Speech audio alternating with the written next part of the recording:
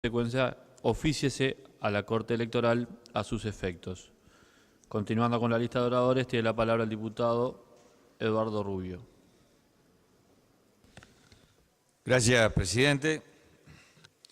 Bueno, en primer lugar, como lo han hecho los demás legisladores, saludar y reconocer el trabajo, el funcionamiento de la comisión, de los funcionarios que asistieron al funcionamiento de esta comisión,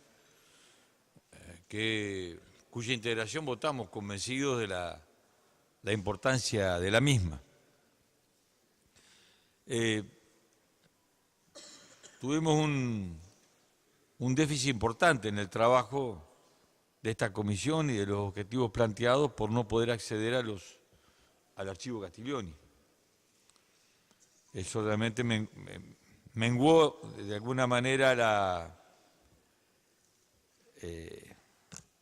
dimensión del trabajo que deberíamos realizar. Nos privó de algunos elementos sustanciales, pero de todas maneras, y a pesar de estas dificultades, con los elementos que surgían del archivo Berruti, con testimonios,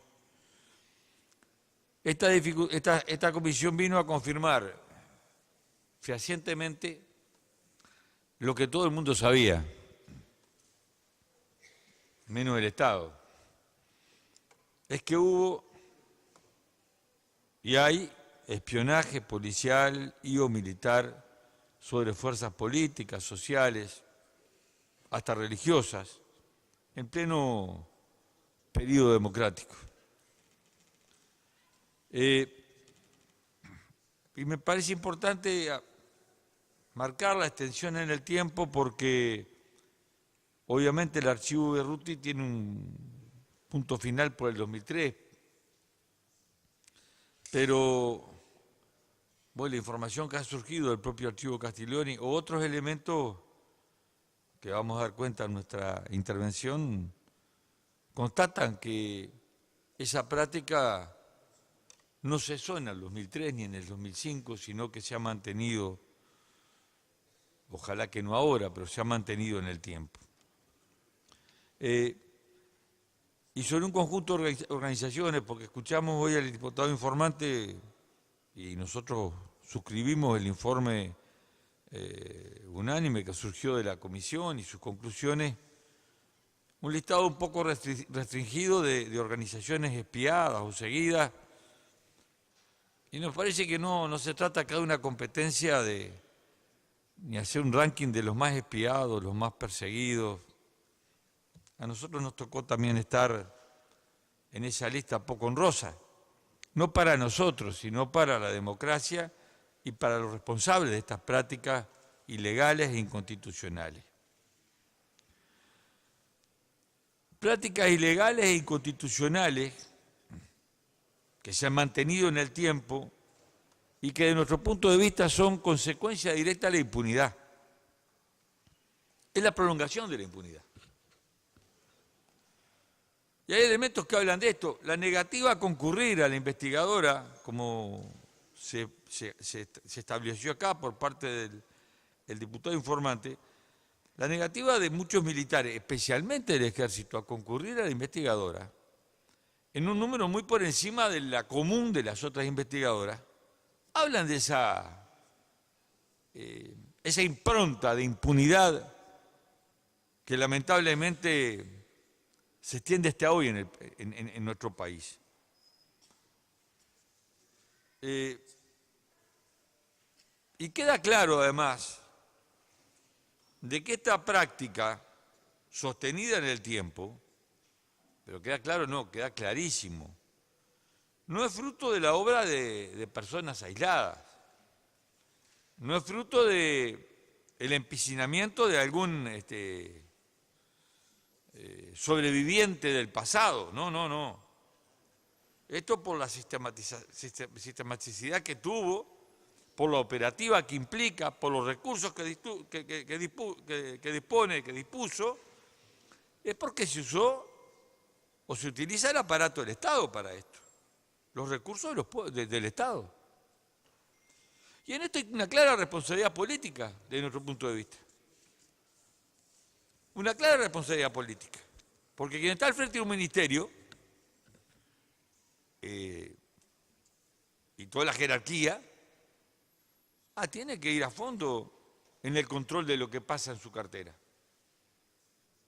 Pero no hubo voluntad de controlar, porque miren, yo no recuerdo si fue un exministro o un ministro de los que concurrió a la comisión, que cuando le preguntábamos qué conocía él del Departamento de Inteligencia, de que está en Montecasero y Larrañaga, y nos dijo que él en realidad ni había ido por ahí. Creo que había ido un par de veces nomás, de visita, y de visita guiada además. Y claro, ¿qué expresa esto? Falta de voluntad o de disposición de ordenar la casa en todos los lugares. Hubo un dejar hacer, en el mejor de los casos. Pues yo hablo de responsabilidad política, que de repente, no digo que englobaran a todo el gobierno de cada momento, pero de quienes estaban al frente de estos ministerios, claro que sí que hay responsabilidades. Porque además, esta continuidad en el tiempo se expresa una mentalidad que también se nos planteó en la propia comisión.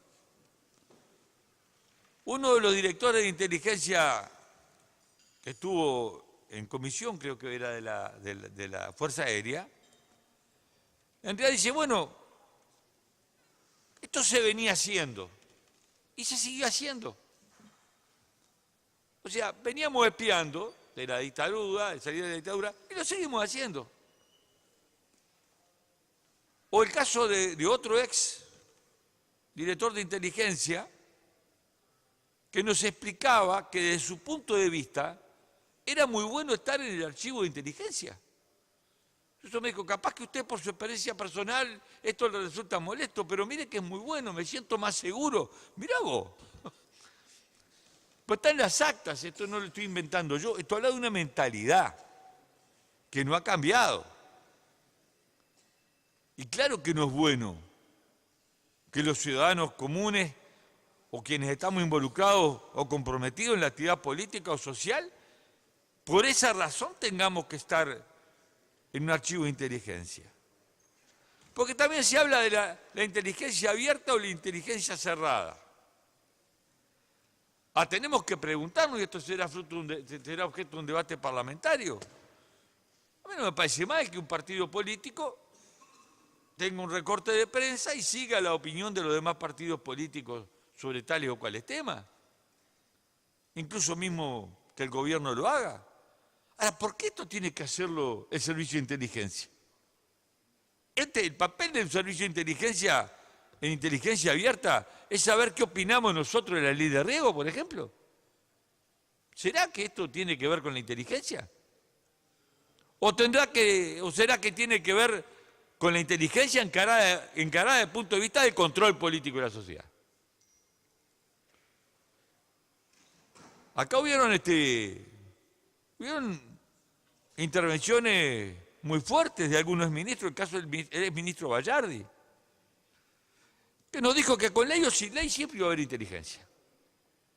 Mirá vos, está dicho. Y nos explicó que también en su periodo, por ejemplo, había habido acciones de inteligencia sobre las movilizaciones contra la planta de UPM, era Bodnia en aquel momento. Por lo que le dije al ministro, concluyó que debo estar en los informes, porque yo fui de los que nos movilizamos con muchos otros ciudadanos, como la compañera Delia Villalba, desaparecida, en contra de la instalación de la planta de celulosa. ¿Y qué tiene que ver eso con la inteligencia? ¿En qué momento pusimos en riesgo la seguridad del país? Y otras afirmaciones que no las repito porque tendrían otras connotaciones. Pero había un reconocimiento de que en ese momento se hacía seguimiento a inteligencia sobre organizaciones que se oponían a la instalación de las plantas de celulosa. Y esto habla de la continuidad en el tiempo, en cuanto al mantenimiento de esas prácticas.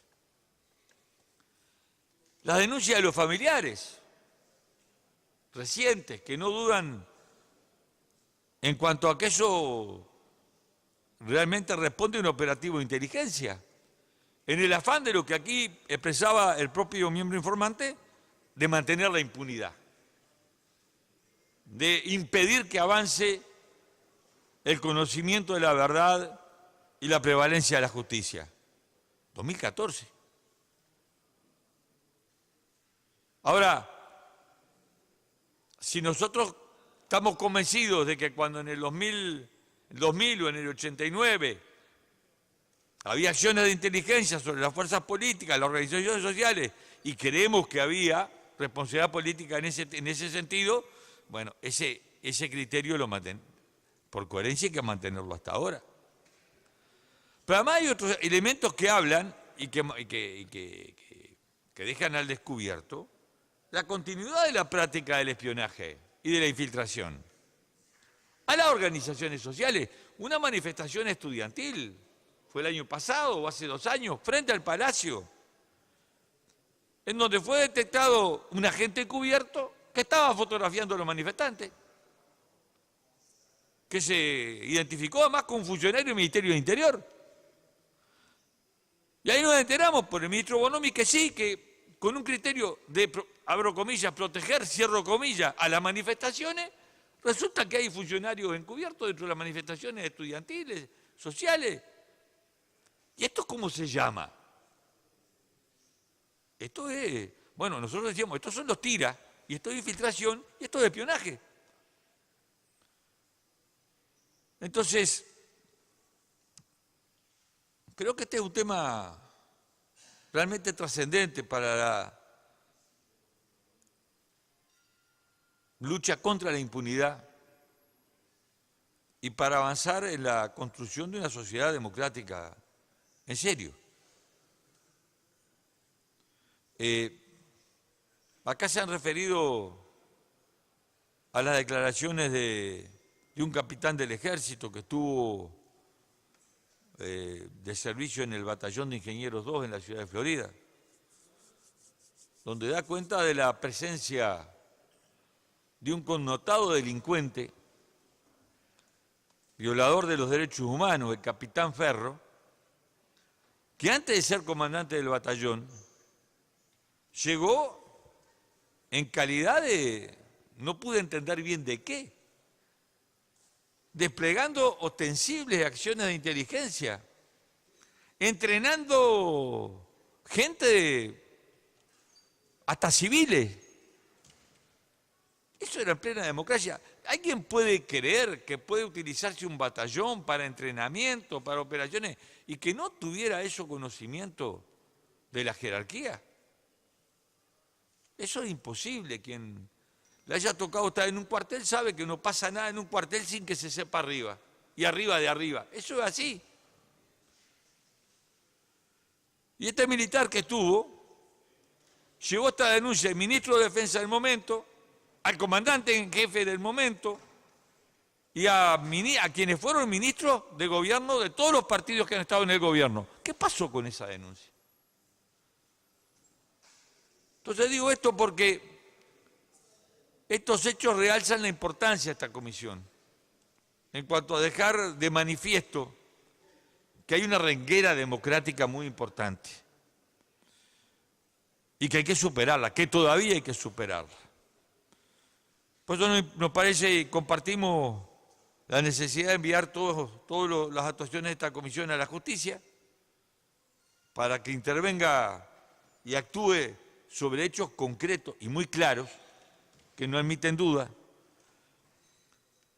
Nos parece importante la difusión de esto y nos parece importante el acuerdo que va surgiendo, por lo menos en cada partido que se manifiesta, de avanzar en una legislación que le ponga fin a estas prácticas inconstitucionales y antidemocráticas y que nos permita tener un servicio de inteligencia en materia de defensa nacional que cumpla el objetivo ese, de la defensa nacional y no de la persecución interna de quienes se organizan y luchan. Gracias, presidente. Gracias, señor diputado. Continuando con la